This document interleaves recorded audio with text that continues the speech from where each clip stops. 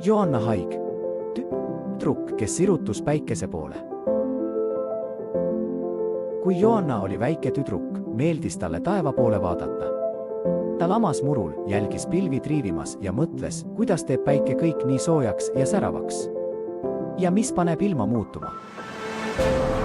Enamik lapsi oleks lihtsalt võlgu kehitades mängima jooksnud.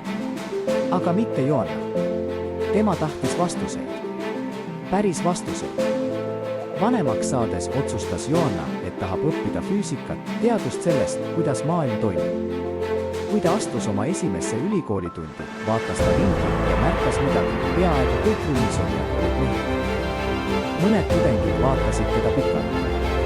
Üks osistas, kas sa oled kindel, et oled õigesse tundi tulnud? Joanna naeratas ja vastas, muidugi olen. Füüsika polnud lihtne. Seal olid pikad valemid, keerulised katsed ja hulk unetuid öid. Aga Joanna ei andnud alla. Ta jäi uudishimulikuks ja jätkas küsimist päikese ning maa atmosfääri kohta. Aastaid hiljem sai Joannast professor London Imperial College'is, ühes maailma kuulsaimas ülikoolis. Nüüd oli tema see, kes õpetas teisi. Üliõpilased kogunesid tema ümber, kui ta selgitas, päike ei ole lihtsalt suur tuletaja, see mõjutab tegelikult ilma ja kliimat siin maal. Üliõpilaste silmad läksid suureks. Tõesti, päike suudab seda teha. Joanna noogutas. Kõik on omavahel seotud. Mida rohkem me sellest aru saame, seda paremini saame oma planeeti hoida. Joanna avastused aitasid teadlastel kogu maailmas kliimamuutustest paremini aru saada. Kuid ta ei piirdunud ainult uurimistööga. Ta sai ka juhiks, suure kliimauuringute instituudi kaasjuhatajaks.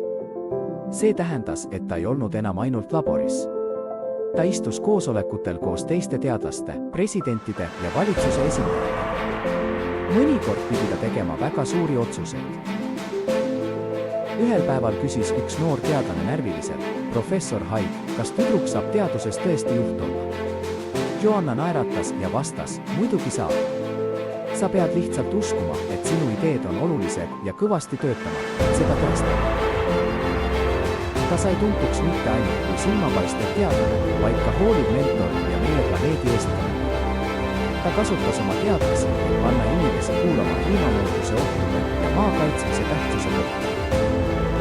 Kuigi see polnud alati lihtne, ei lasknud Joanna kunagi kahtlusel end teadlane. Kui inimesed ütlesid, et see on meeste töö, näitas tema oma tööga, et teadus ja juhtimine kuuluvad kõigile. Seega, kui sa järgmine kord päikese poole vaatad, mõtle Joanna Haigile. Mõtle tüdrukule, kes kord lamas murul ja mõtles, kuidas kõik toimib ja kes kasvas suureks, et seda maailmale selgitada. Ja pea meeles, kui oled uudishimulik, julge ja valmis õppima, võid särada sama eredalt nagu